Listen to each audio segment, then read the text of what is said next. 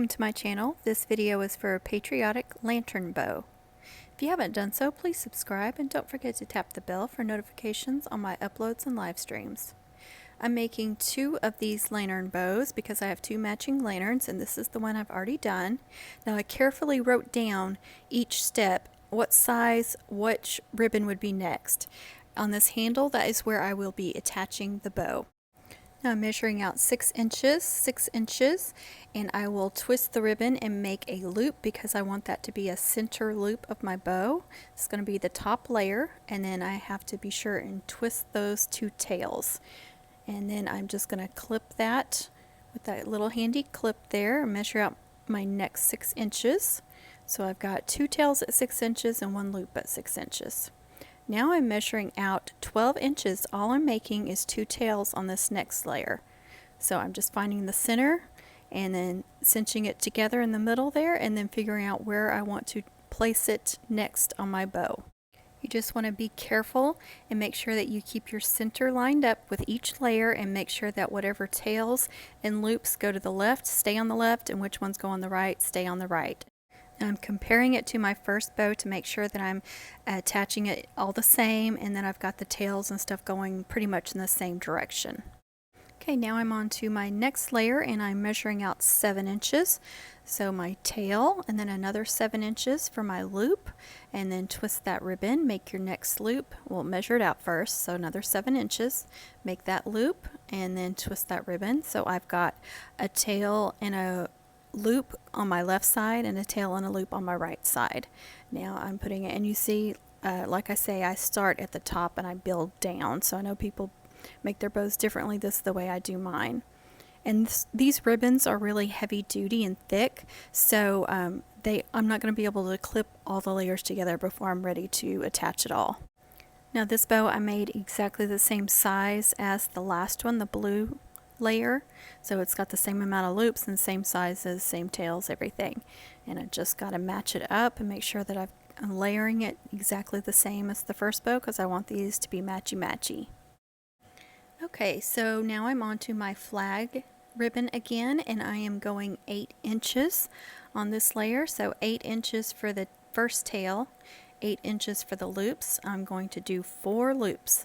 So remember just to measure that out, form your loop, twist that ribbon, and keep going from left to right for however many loops you want to make.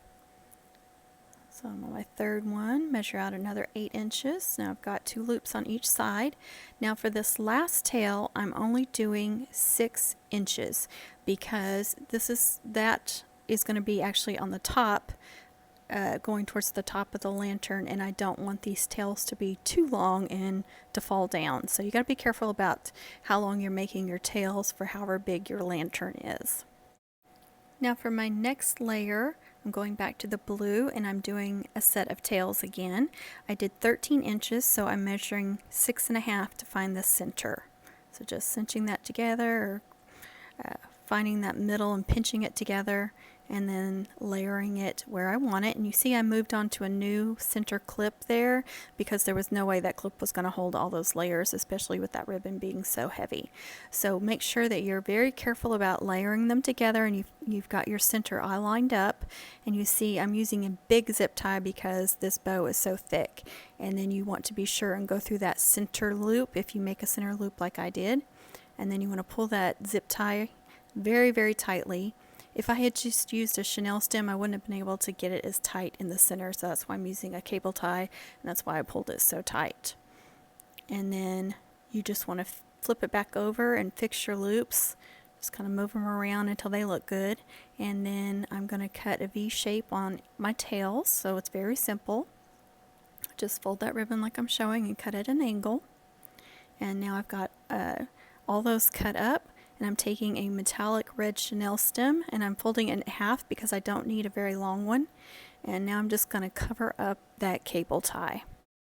So again, be careful and run it through your center loop and make sure that it's on top of that cable tie.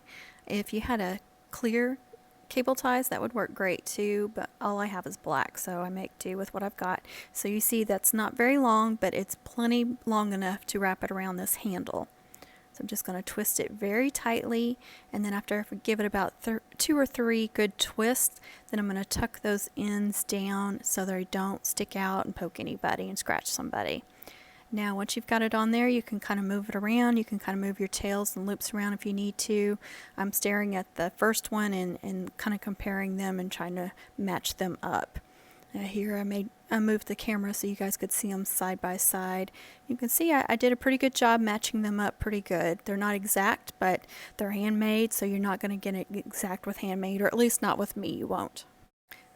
They look so cute. I'm really proud of these. I wanted some funky bows with lots of tails and different layers, and so that's what I got, and I really am pleased with how they turned out. I think they're really cute. I'm turning it around so you guys can see it from every angle.